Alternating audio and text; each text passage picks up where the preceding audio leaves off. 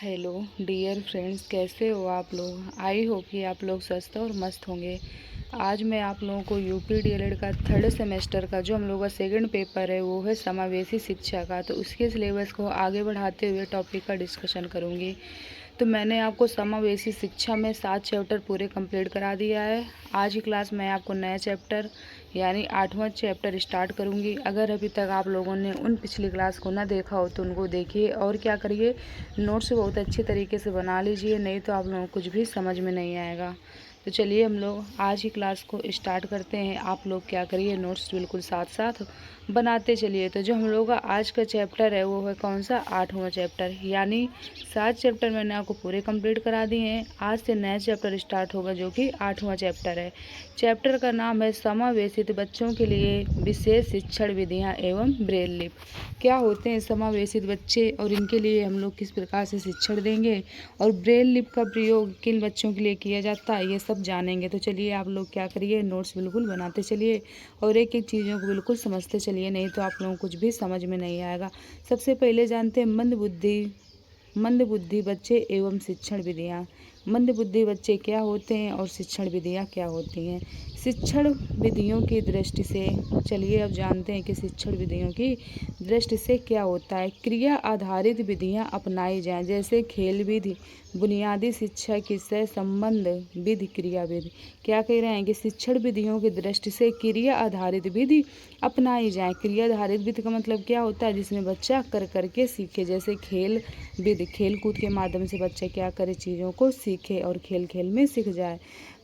दूसरा फिर पॉइंट कह रहा है बच्चों की व्यक्तिगता तथा गत्यात्मकता पर विशेष ध्यान दिया जाए। यानी बच्चा किस प्रकार का है और किस प्रकार की वो गति कर रहा है, इस पर भी बहुत ज़्यादा ध्यान दिया जाए। फिर अगला पॉइंट आ रहा है कि मंदबुद्धि बच्चे एवं अभिभावक। मंदबुद्धि बच्चे क्या होते हैं और अभिभावक इनको किस तरीके से देखभाल कर सकते हैं, अब इसके बारे में जानेंगे। तो कह रहा है कि माता पिता अध्यापक की सलाह माने। किनकी सलाह माने, माता पिता अध्यापक की सलाह माने। यानी अध्यापक किस तरीके से बता रहे हैं कि बच्चे को, मतलब आपका बच्चा अगर मंदबुद्धि है तो किस तरीके से आपको बच्चे का ख्याल रखना है, ये कौन बताएंगे, अध्यापक बताएंगे। तो माता पिता को अध्यापक की सलाह पर क्या करना चाहिए, विचार करना चाहिए कि जो अध्यापक सलाह दे रहे हैं वो सही है।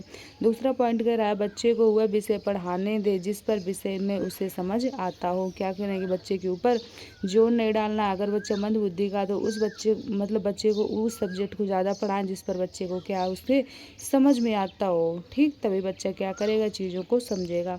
फिर अगला पॉइंट कह रहा है बच्चे पर किसी प्रकार का दबाव न डालें परंतु उस पर ध्यान जरूर दें। बच्चे को क्या करना है, दबाव नहीं डालना है, मतलब उसके ऊपर प्रेशर नहीं डालना है, लेकिन क्या करना है, उस पर ध्यान जरूर देना है कि बच्चा क्या करे, वो भी आगे बढ़े, पीछे न रह जाए। और दबाव नहीं डालना है, उसके ऊपर प्रेशर नहीं डालना है कि नहीं बिल्कुल तुम अभी करके दिखाओ। अब अगला हम लोगों का जो टॉपिक आ रहा है वो आ रहा है मानसिक मंद बच्चों की शिक्षा में अध्यापक की भूमिका। यानी जो मानसिक और मंदबुद्धि बच्चे होते हैं उनकी शिक्षा में अध्यापक की भूमिका क्या होती है, इनके बारे में जानते हैं। पहला कह रहा है बच्चों के बारे में पूरी जानकारी होना। यानी जो बच्चे मंदबुद्धि के हैं तो अध्यापक को उन बच्चों के बारे में क्या होना चाहिए, पूरी तरीके से जानकारी होनी चाहिए। दूसरा पॉइंट कह रहा है अध्यापकों का प्यार हुआ स्नेहपूर्ण व्यवहार। बच्चों से, अध्यापक को बच्चों से किस तरीके से बात करनी है, प्यार से और स्नेहपूर्ण व्यवहार करना है, यानी बच्चों को डांटना नहीं है। तीसरा कह रहा है संवेगात्मक स्थिरता प्रदान करे। यानी इमोशन समझे बच्चे को कि बच्चा रो रहा है, हंस रहा है या गुस्सा कर रहा है तो क्यों कर रहा है। चौथा कह रहा है दृश्य श्रव्य सामग्री का प्रयोग करें। दृश्य का मतलब होता है देखना और श्रव्य का मतलब क्या होता है, सुनना। इस प्रकार की सामग्रियों के द्वारा बच्चों को पढ़ाए। पांचवा पॉइंट कह रहा है अध्यापक बच्चे को प्यार व सम्मान दे। जो अध्यापक हैं, टीचर, वो बच्चों को क्या करे, प्यार दें और सम्मान दें। छठवां पॉइंट कह रहा है समूह कार्यों के द्वारा शिक्षा दी जाए। समूह कार्य का मतलब क्या होता है कि कई बच्चे साथ में रहें फिर क्या करें, उनको शिक्षा दी जाए, मतलब अकेले न दिया जाए, ताकि बच्चा क्या करे, समझे चीज़ों को और जल्दी मतलब सीखने की कोशिश करे। सातवां पॉइंट कह रहा है कि अध्यापक बच्चे को प्यार व सम्मान दें। यानी अध्यापक को क्या करना है, बच्चे को प्यार और सम्मान देना है। अब अगला पॉइंट हम लोग को जो टॉपिक आ रहा है वो आ रहा है बौद्धिक निःशक्त बच्चों के लिए संसाधन कक्ष गतिविधियाँ। ये किस प्रकार की होनी चाहिए, किनके लिए, बौद्धिक निःशक्त बच्चों के लिए संसाधन क्या होने चाहिए और कक्ष की गतिविधियाँ क्या होनी चाहिए, इन सब के बारे में हम लोग पढ़ेंगे। इसमें पहला पॉइंट कह रहा है कि गतिविधियों में बदलाव। दूसरा कह रहा है आदर्श व्यवहार प्रस्तुतिकरण। तीसरा पॉइंट कह रहा है शिक्षण विधियों में विविधता होनी चाहिए। और चौथा कह रहा है दैनिक जीवन से जुड़े अनुभव होने चाहिए। और पांचवा कह रहा है सामूहिक गतिविधियां होनी चाहिए। और जो छठवां है वो कह रहा है रोल प्ले प्रोत्साहन होना चाहिए। चलिए अब आगे बढ़ते हैं। अगला आ रहा है प्रमस्तिष्क पक्षाघात वाले बच्चों के लिए थेरेपिक विधियाँ क्या होती है, इसके बारे में जानते हैं। तो प्रमस्तिष्क पक्षाघात में मस्तिष्क शारीरिक गति के नियंत्रण को नष्ट कर देता है। क्या करता है? शारीरिक गति के नियंत्रण को क्या करता है? नष्ट कर देता है। इसकी प्रमुख विधियाँ कौन कौन सी हैं? पहली विधि आ रही है फिजियोथेरेपी, दूसरी आ रही स्पीच थेरेपी और तीसरी आ रही न्यूरो डेवलपमेंट। ये सब क्या न्यूरो डेवलपमेंट थ्योरी, ये सब क्या होते हैं, इनके बारे में जानते हैं। पहला जो हम लोग का अगला पॉइंट आ रहा है, यानी अगला टॉपिक आ रहा है, वो आ रहा है पिछड़े बच्चों की शिक्षा। यानी जो कुछ बच्चे पिछड़े होते हैं, वो किसी भी तरीके से पिछड़े हो सकते हैं, उनके वो शिक्षा हम लोग किस प्रकार देंगे, अब उनके बारे में जानते हैं। इसमें कई राय पिछड़े बच्चों के लिए 2 कार्यक्रम चलाए जा सकते हैं। पहला कार्यक्रम उनके लिए जो अभी पढ़ रहे हैं परंतु कुछ कारण से क्या है वो पिछड़ गए हैं पढ़ने में, और अनेक उनके लिए होगा जो पढ़ने में पिछड़ चुके हैं। पिछड़ेपन को दूर करने के लिए अध्यापक को उपचार या बचाव में कार्यक्रम चलाने चाहिए। कक्षा में अध्यापक द्वारा, कक्षा के बाहर बच्चे और अभिभावक द्वारा, ये सब होना चाहिए। कक्षा में किसको ध्यान रखना है? अध्यापक को ध्यान रखना है। और कक्षा के बाहर बच्चे को अध्यापक के द्वारा मतलब अभिभावक के द्वारा बच्चे ऊपर क्या करना है? ध्यान देना है। अब चलिए आगे बढ़ते हैं। अब जो हम लोग का अगला टॉपिक आ रहा है वो आ रहा है वाणी बाधितों के लिए कक्षा प्रबंधन। यानी वाणी बाधित यानी जो बच्चे बोलने में थोड़ा प्रॉब्लम क्रिएट करते हैं, उनके लिए कक्षा का प्रबंधन किस प्रकार से होना चाहिए, यानी क्लास किस तरीके से क्लास का जो मैनेजमेंट है वो किस तरीके से होना चाहिए। इसमें जो पहला पॉइंट आ रहा है वो कह रहा है बच्चों को उचित वातावरण दें और अशुद्ध उच्चारण का मजाक न उड़ाएं। यानी बच्चा अगर गलती से कुछ अशुद्ध वर्ड बोले दे रहा है तो उसको क्या करना है? आप लोगों को मजाक नहीं बनाना है। तो वही कहा गया है कि बच्चों को उचित वातावरण दे और अशुद्ध उच्चारण का मजाक ना उड़ाएं। दूसरा पॉइंट कह रहा है बच्चों को कक्षा में प्रश्नों के उत्तर देने के समान अवसर दें। क्या करना है? समान अवसर देना है। यानी बच्चा क्या करे? अपनी खुल के बात तो कर सके। तीसरा पॉइंट कह रहा है बच्चों को सामूहिक उच्चारण प्राविध के द्वारा पढ़ाएं। बच्चों को क्या करना है? सामूहिक प्राविध उच्चारण के द्वारा पढ़ाना है। अध्यापक बच्चे पर पूरा ध्यान दें। जो अध्यापक हैं उनको क्या करना है? बच्चे पर पूरा ध्यान देना है। जो पांचवा पॉइंट है वो कह रहा है कक्षा में दृश्य श्रव्य सामग्री का प्रयोग किया जाए। दृश्य का मतलब होता है देखना और श्रव्य का मतलब होता है सुनना। तो वही कहा गया है कि कक्षा में दृश्य श्रव्य सामग्री का प्रयोग किया जाए। छठवां पॉइंट कह रहा है बच्चों में भाषा कौशल का विकास किया जाए। जो सातवां पॉइंट है वो कह रहा है बच्चे को समय समय पर प्रोत्साहन दिया जाए। अगला जो पॉइंट आ रहा है वो आ रहा है आठवां पॉइंट, बच्चों के लिए स्कूल में विशेष यंत्रों की सुविधा हो। अब चलिए आगे बढ़ते हैं। अब अगला जो टॉपिक है वो आ रहा है दृष्टिबाधितों की शिक्षा का प्रावधान। यानी जो बच्चे सही से देख नहीं पा रहे हैं उनकी शिक्षा किस प्रकार से होनी चाहिए। तो दृष्टिबाधिता को 2 आधार पर बांटा गया है। पहला कह रहा है पूर्ण दृष्टिबाधिता और दूसरा कह रहा है आंशिक दृष्टिबाधिता। इन्हें शिक्षा भी इसी आधार से देनी चाहिए। इनकी शिक्षा के लिए पृथक कक्षा में हों। कौन कौन से जो पृथक पृथक कक्षा में हों उनके बारे में जानते हैं। पहला कह रहा है बच्चों के लिए कक्षा में संसाधन हो। दूसरा कह रहा है कक्षा में रोशनी की व्यवस्था हो, यानी क्लास में अंधेरा ना हो। बच्चों के लिए कक्षा में क्या हो? संसाधन हो। बच्चों के लिए कक्षा में संसाधन हो, यानी जिस तरीके से बच्चा क्या करे अपनी शिक्षा को अच्छी तरीके से ग्रहण सके। फिर जो अगला पॉइंट आ रहा है वो कह रहा है स्कूल में मेडिकल परीक्षा की व्यवस्था हो। जो चौथा पॉइंट है वो कह रहा है नियमित रूप से चश्मा लगाने को कहें ताकि बच्चा क्या कर सके? सही से चीज़ों को देख सके। तो अगर देखेगा तो क्या करेगा? पढ़ेगा। अगला पॉइंट आ रहा है जो पांचवा वो कह रहा है बच्चों की शैक्षिक एवं सामाजिक दोनों प्रकार की कठिनाइयों को दूर किया जाए। इसके बाद जो अगला टॉप पॉइंट आ रहा है वो कह रहा है बच्चों को सहायक सामग्री वाली शिक्षा दी जाए, जिससे बच्चा क्या करे? चीज़ों को अच्छी तरीके से समझ सके। अगला पॉइंट आ रहा है बच्चों को ब्रेल लिपि द्वारा सिखा दिया जाए। फिर जो अगला पॉइंट है वो कह रहा है बच्चों को सामाजिक कौशलों का विकास कराना चाहिए, यानी समाज में किस तरीके से क्या होता है इस सब के बारे में बच्चों को क्या करना चाहिए? आप लोगों को बताना चाहिए। बच्चों की बहु इंद्रियों का विकास करना चाहिए। जो अगला पॉइंट है वो कह रहा है आंशिक बाधित बच्चों को उत्तल तट पर चश्मे तथा दृष्टि यंत्रों की सहायता से शिक्षा दी जानी चाहिए। अब जो हम लोग का अगला टॉपिक आ रहा है वो आ रहा है श्रवण बाधितों की शिक्षा। चलिए अब जानते हैं कि जो श्रवण बाधित बच्चे होते हैं, जो लोग क्या करते हैं, सुन नहीं पाते हैं, उनको हम लोगों को शिक्षा किस प्रकार से देनी है।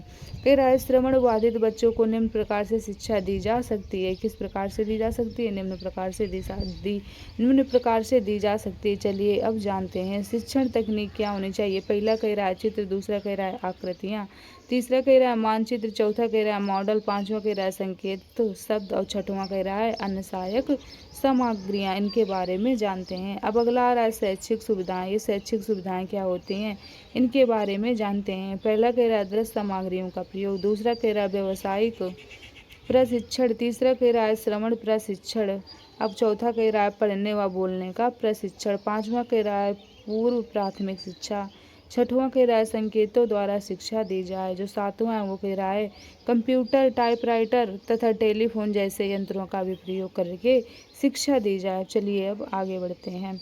अब आ रहा है हम लोग का अगला टॉपिक पृथक विद्यालय व कक्षाएं। ये क्या होती हैं, इनके बारे में जानते हैं।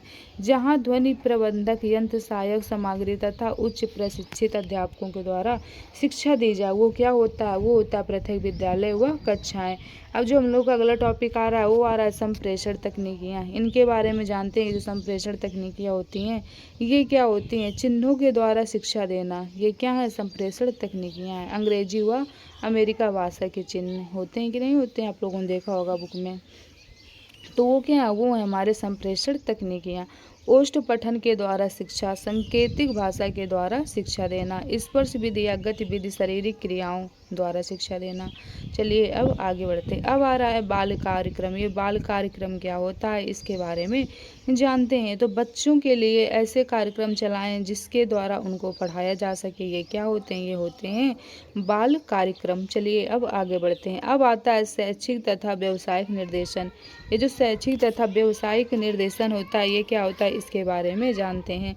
इन बच्चों को प्रिंटिंग, अकाउंट, बढ़ईगिरी तथा कलात्मक कार्यों की शिक्षा देनी चाहिए, जिससे ये अपना भविष्य क्या कर सके, निर्माण कर सकें। चलिए अब आगे बढ़ते हैं। अगली नोट हमारी करेगी श्रवण बाधितों के लिए किस भाषा का प्रयोग करना चाहिए। तो आप लोगों को याद रखना है कि श्रवण बाधितों के लिए सांकेतिक भाषा का प्रयोग करना चाहिए, क्योंकि जो लोग नहीं सुन सकते हैं तो वो देख तो सकते हैं, इसलिए हमको क्या करना है, उन बच्चों के लिए सांकेतिक भाषा का प्रयोग कर करके क्या करना है, पढ़ाना है। अगला आ रहा है विकलांग बच्चों को शिक्षा एवं शिक्षण पद्धति। अब चलिए जानते हैं जो विकलांग बच्चे होते हैं इनकी शिक्षा क्या होती है और शिक्षण पद्धति क्या होती है। विकलांग बच्चों की शिक्षा में श्रवण उपकरण, रेडियो, टेप, मॉडल चार्ट आदि का प्रयोग करते हैं। विकलांग बच्चों के लिए निम्न शिक्षण पद्धतियों का प्रयोग करते हैं। चलिए अब आगे बढ़ते हैं।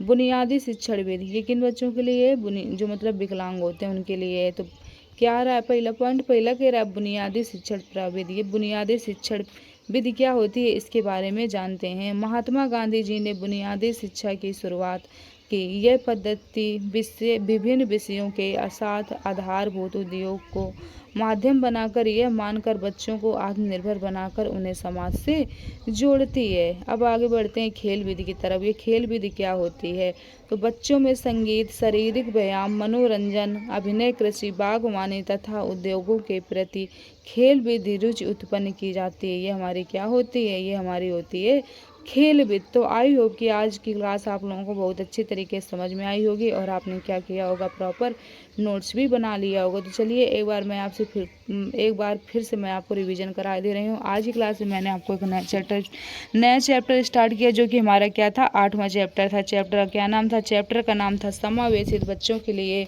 विशेष शिक्षण विधियाँ एवं ब्रेल लिपि। ये क्या होती है, इसमें मैंने आपको बताया कि मंदबुद्धि बच्चे एवं शिक्षण विधियाँ क्या होती हैं, इन सब के बारे में बताया कि जो मंदबुद्धि बच्चे होते हैं इनको आप लोग शिक्षा किस प्रकार से दोगे। तो इसमें मैंने आपको बताया कि शिक्षण विधियों की दृष्टि से, फिर मैंने आपको बताया मंदबुद्धि बच्चे एवं अभिभावक, यानी मंदबुद्धि बच्चे हों तो अध्यापक को किस तरीके से उन बच्चों के साथ बिहेवियर करना चाहिए जिससे बच्चे को क्या हो, अच्छी तरह से शिक्षा ग्रहण कर सके और उसे ये न लगे कि नहीं हमारा कोई सपोर्ट नहीं कर रहा है। फिर मैंने आपको बताया कि मानसिक मंद बच्चों की शिक्षा में अध्यापक की भूमिका क्या होती है, इसके बारे में बताया। फिर मैंने आपको बताया कि बौद्धिक निःशक्त बच्चों के लिए संसाधन और कक्ष की गतिविधियाँ क्या होनी चाहिए। फिर मैंने आपको बताया प्रमस्तिष्क पक्षाघात वाले बच्चों के लिए थेरेपिक विधि क्या होती है, इसके बारे में बताया। फिर मैंने आपको बताया पिछड़े बच्चों की शिक्षा हम लोग किस प्रकार से दे सकते हैं, ये मैंने आपको बताया। फिर बताया वाणी बाधितों के लिए कक्षा प्रबंधन, जो बच्चे बोल नहीं पाते हैं तो उनके लिए कक्षा का प्रबंधन यानी मैनेज किस हिसाब का होना चाहिए।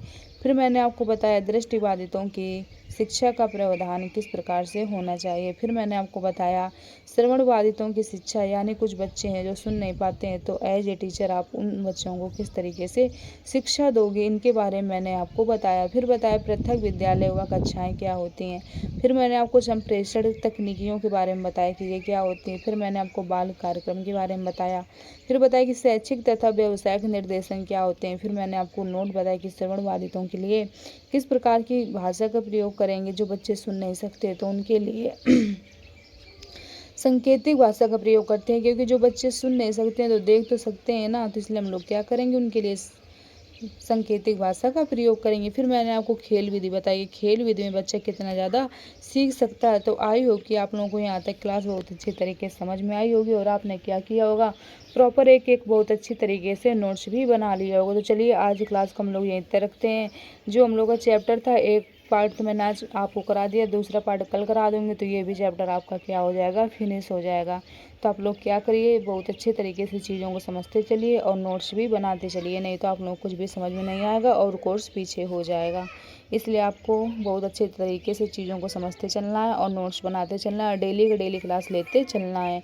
तो चलिए आज क्लास को हम लोग यहीं तक रखते हैं। आप लोग क्या करिए, चैनल को लाइक और सब्सक्राइब करिए, जिससे आने वाली नोटिफिकेशन आप लोगों को टाइम टू टाइम मिलती रहे। और अगर अभी तक आप लोग टेलीग्राम चैनल से ऐड हुए हो तो उससे हो जाइए, जिसकी जो लिंक है नीचे डिस्क्रिप्शन बॉक्स में है, वहाँ पर भी आप लोगों को टाइम टू टाइम नोटिफिकेशन मिलती रहती है। और वहाँ पे क्या होता है, कुछ भी कराई जाती है, तो आप लोग कुछ को अटेम्प्ट करिए और अपना आकलन कीजिए कि आप लोगों को आता कितना है। चलिए ओके, थैंक यू।